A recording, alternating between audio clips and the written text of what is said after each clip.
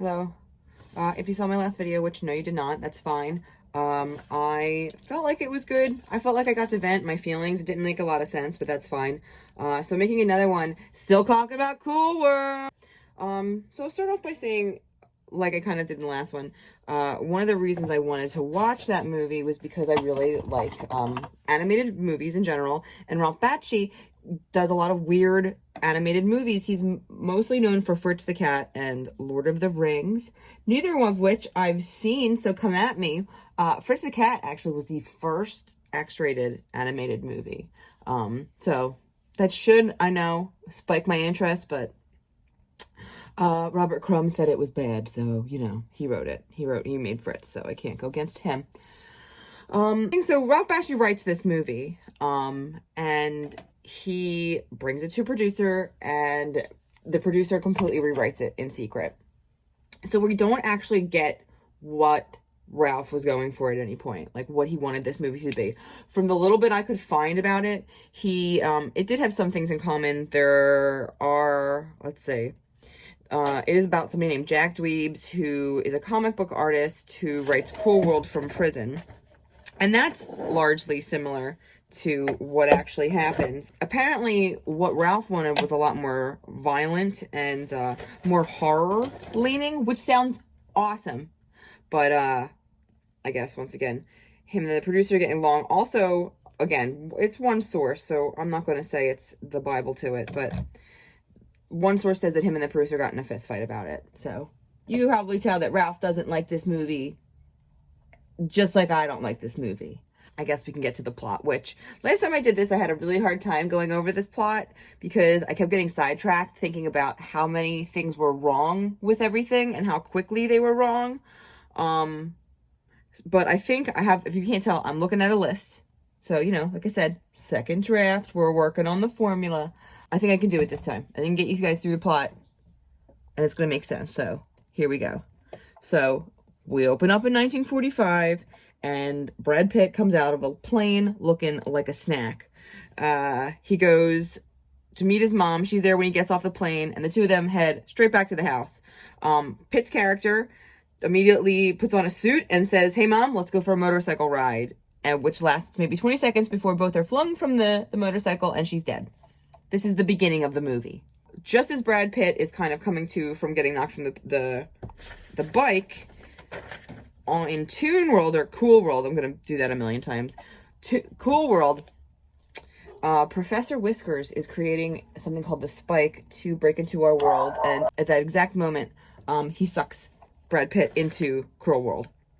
Right, so he's in Cool World. There's nothing more to it. There's nothing cooler. It just, like, we start the movie with an immediately, like, what the kind of thing, like a Deus Ex Machina, right from the start of, like, no, he made a spike. That's how.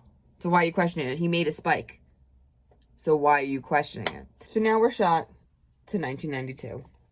And we see a man in a jail cell drawing the same cartoon characters that we saw encounter Brad Pitt when he went into Toon World. I guess I'll do some under eye coverage because I have dark circles. I want to point out a theme that did jump out right away with these two things. So we got a guy coming home from the war, and we got a guy coming back into the real world, or I guess society, I should say, from jail. Both of these places are places that you would assume that these guys would have to be celibate in. They definitely don't play that Tom Cruise. They definitely don't play that Brad Pitt had any kind of love. And you see, when he gets off the plane, he's not running toward any type of sweetheart like you're seeing all these other men. It's actually like juxtaposed that he's running towards his mother. But we don't even know if he's ever had any type of relationship. We know at least he doesn't have one now. As far as the artist character goes, he's in jail because, and we know this from a very portly man coming up and saying, "Oh, you're gonna draw a comic book about how you murdered your wife?" Oh, I just really hate that scene, and I keep bringing it up because I knew the minute they showed a chubby person, and I was like, they're gonna do something to make him, like, a reason. Otherwise, they wouldn't have cast him and zoomed in on him for a second. So F to that. I think that's rude. But anyway.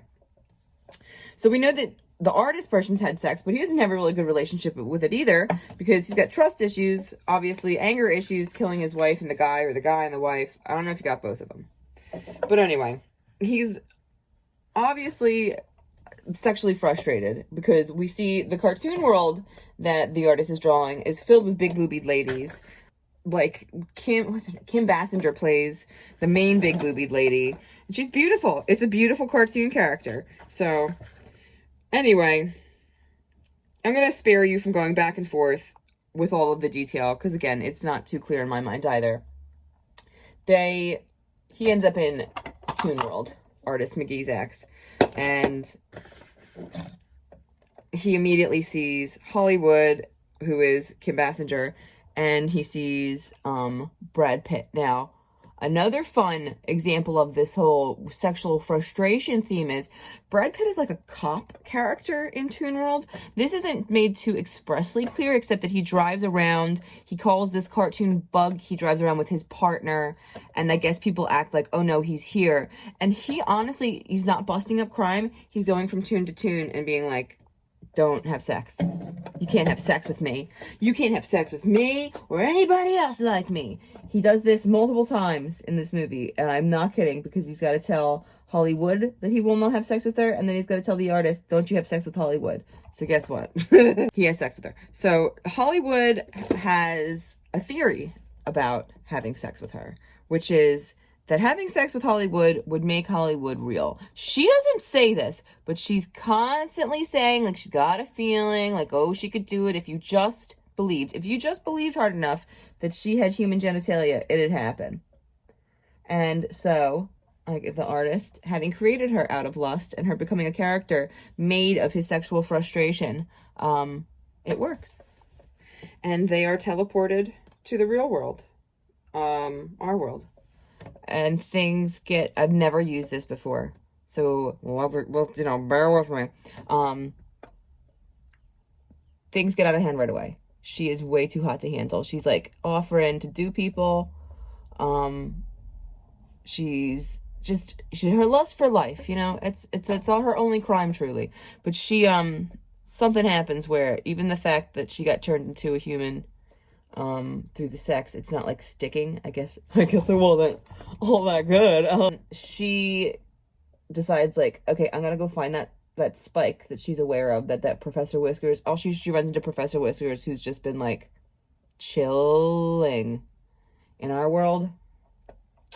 She climbs to the top of this gigantic building. She finds the spike. She pushes Brad Pitt's character off of the building, who's coming after her. He's dead, and this is all because she did not like being a toon. And I can kind of understand. So there's nothing too great about being a toon in this world. Unlike Who Framed Roger Rabbit, which the gold standard of animated live-action crossovers. You have no other better examples. But anyway, unlike in that movie where the toons you had a benefit to being a toon. You could survive some really crazy crap. If you took a shot of whiskey, you started bouncing around and being all crazy. Your eyes pop out when you want them to. But anyway, in this world, there's literally nothing. That you just see toons being toons for the most part. And you even see them doing, like, not fun toon stuff, like having gambling problems and being threatened by thugs. Like, that's not, I mean, maybe that was the point. Maybe I'm just, but I didn't enjoy it. So back to dead Brad Pitt. She gets the spike. This then turns all of our world into Toon World. And it's awful and no one's happy. And then the artist comes and then he does some magic power.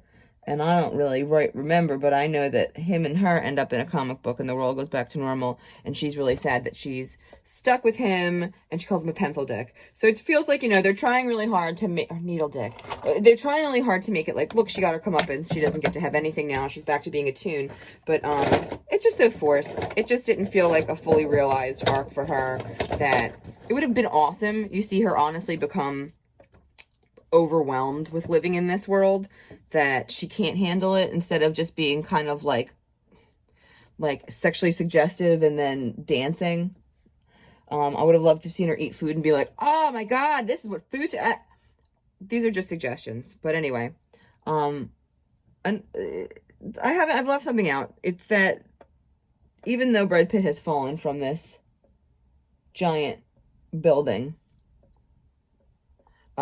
his partner, that bug I brought up before that I don't like for personal reasons, it's just like, they talk like, oh, gangsters, oh, I gotta bring him back to his girlfriend. Oh, he's got a girlfriend, by the way, named Lonnie, who's another big, beautiful, big boobied lady that we don't get to see him touch or anything, which I would have liked. Whatever. If you saw Wizards and you saw how far that went, you would think that this should be crazier. But again, I guess they rewrote it. We have to deal with what we have. So he decides he's going to take the corpse of Brad Pitt back to Brad Pitt's girlfriend, Lonnie. And she's crying over his corpse. And in another, thing where they're literally just throwing something in that they've never mentioned and they're just trying to make it work, she goes, was she a tune when she offed him?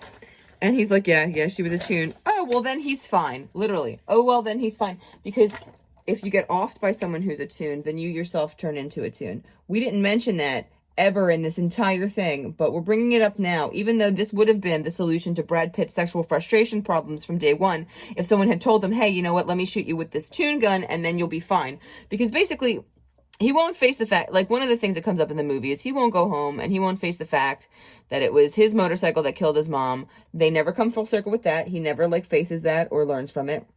And instead, he gets to escape everything and become a tune and presumably finally get to have sex. So I guess on that one, he gets a full character arc. I guess it's close to something because nobody else gets anything. Hollywood could have been cooler, like I had said. The animation could have been cooler. And now is the time we talk of this. The animations. Like I said, Ralph Bakshi, animated, famous, Lord of the Rings, beautiful. A lot of his stuff, beautiful but crazy.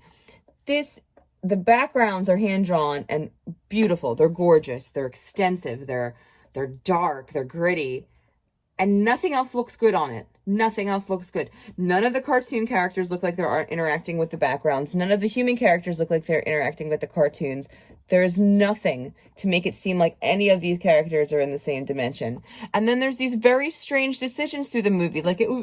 I wouldn't say it would be forgivable, but it would be all right, bad is bad. At least they didn't want it to be bad. They were trying to make it better. But then, during a scene where Brad Pitt and Hollywood are talking, there's these cartoon characters that start running around the bottom of the screen. It's jarring and it's strange and it has nothing to do with anything, and they don't seem like they're on the same plane. The dimensions are off. They seem small, but then you can see that the people are moving towards it, so your perspective is off. It's as if they had that chase sequence and they didn't want it to go to waste, so they figured they would throw it in through a boring talking scene, because then at least it'd spice it up a bit. But they should have just left it off if that's the case, because if anything, it's just confusing and it's bad. That's the bottom line, really, is that even though they had this creative force behind it, and you could say that they're all right, well, even if it wasn't his story, it was his art. No, it is. I would not direct you as a good example of Ralph Bakshi's art. I would not, sirs and madames. I feel like the only reason people know of the movie is because Brad Pitt is in it and he's bad in it, and it's not his fault. I have a theory that once he started getting a little bit bigger, that's when this movie came out on VHS or some ish, where they were just let's bank on the Brad Pitt. But it's just very disappointing. I know other people have found more things on what the original script would have been, and it probably wouldn't have been fantastic. Wizards, again, isn't fantastic. The story is confusing, but at least it was beautiful and cohesive in that way. And I think this would have been interesting, especially hearing that it would have been a horror cartoon. Can you imagine? Well, I guess I should go. But hopefully this made more sense. And hopefully you edit it. And maybe you even add a picture of the big boobied cartoon lady so people can see it without having to Google it. We'll see. Well, I don't have a sign off. Oh, I forgot to do a lip because I know that's why everybody came over here. It looks a little unbalanced though. It does without the lip. Oh, it is beautiful out. I'm about to put on some dark plum. Let me put on something lighter. All of them look the same. They do. They're all just shades of mauve, darling.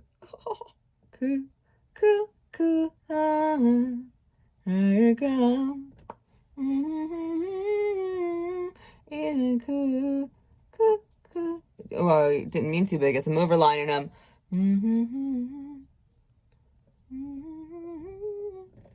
My arms, cool, cool, cool town world. I mean, cool world. Do do do do do